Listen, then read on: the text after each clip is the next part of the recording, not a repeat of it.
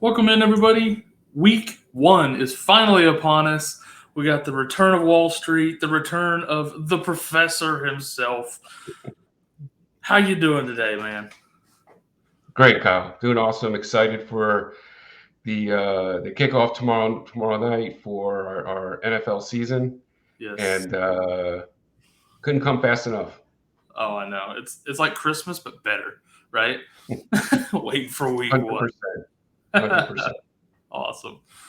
All right. Well, this is Wall Street, and I know you got some buys for us. You got 3 of them, as a matter of fact. Why don't you go ahead and hit us with that first one?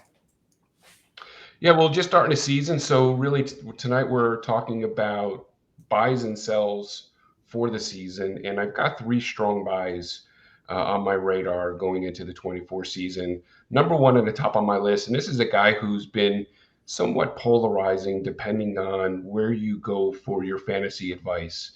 Some guys like him a lot, some guys not so crazy. Guy I'm absolutely in love with is De'Von Achane with Miami Dolphins. I think we're going to see a massive season from him this year. I know last year it seems to be the big question about him is staying healthy.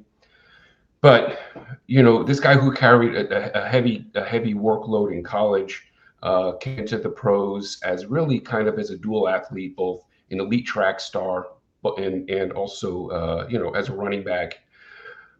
He was his state's powerlifting champion. And so this guy has a very thick frame, very well put together.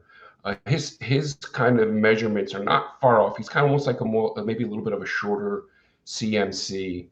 Put on 10 to 15 pounds in the offseason. Mike McDaniel, the offensive guru, has him lining up all over the place in this offense. They're talking about getting him more involved in the passing game. One preseason this year, and he had 4 touch, 44 yards. I mean, he's just set to explode. Mostert is the guy who can't stay healthy. I think they drafted Jaylen Wright to be more of a replacement for Mostert than for Achane.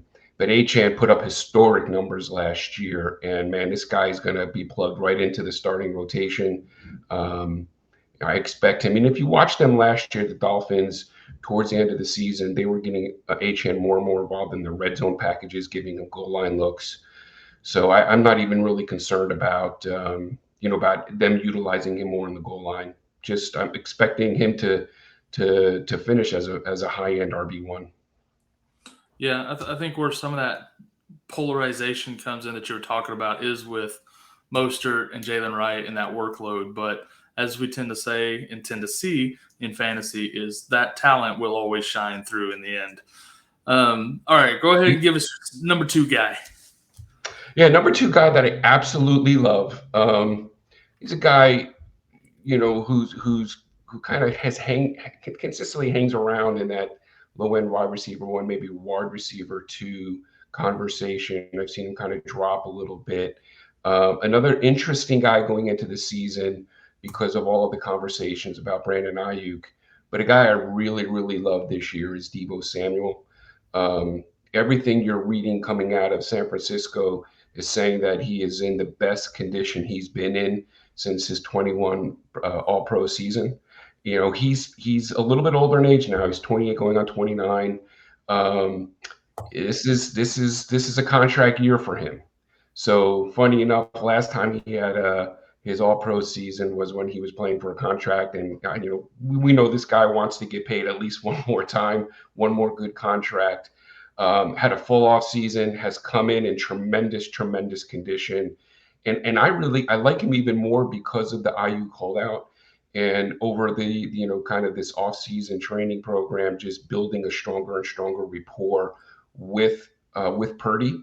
I have some concerns. Talk about the injury bug. I'm just a little bit concerned about CMC going into the year. We've already seen he had the calf strain in the off season. And one thing I do want to say is San Francisco has the number 1 schedule for passing offense this season. And so I love Deebo Samuel on the season. He is a strong buy for me. Yeah, I think that tends to be kind of a sentiment about CMC this year. So I think you're right. I think we see a pass heavy San Fran offense this year. All right, and then last but certainly not least, who's your number? Yeah, last guy have is last guy I have is Jaylen Warren, and I kind of wanted to get guys at different levels. And Jaylen Warren, I've done maybe 55 to 60 best ball drafts. I'm involved in a large number of fantasy leagues, all different types of roster constructions and formats. And Jaylen Warren continues to drop and continues to fall. And I know we're all worried about Arthur Smith. Look, I was a Bijan owner last year, and I got burned a couple of games with Arthur Smith and how he failed to utilize Bijan properly. But this guy wants to run the football. They have a strong emphasis on the run game. Najee Harris just has not been able to get the job done, and they love Jaylen Warren. This guy's is a threat out of the backfield. I like the fact that his value is down because I think that's an opportunity to buy him at a reduced price. But one thing that's really interesting about the Pittsburgh Steelers is their schedule for running backs gets better and better as the season progresses. And so in the beginning of the season, their running back schedule is at the bottom of the list. They're down in near the bottom for running backs. As we get into the middle of the season, they begin to creep up, and then by the fantasy playoffs, they're a top 10 matchup. So, I really think Warren could be a guy who during the season takes over that role as the lead running back in this offense, and then kind of get you really set up for a run into the playoffs.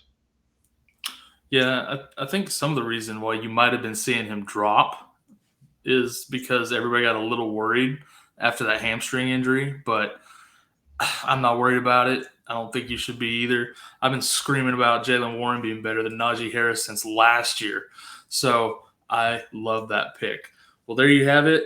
Your 3 buys going into week 1 for the season. Go out there, make some trades, win your league. Night, guys. Right.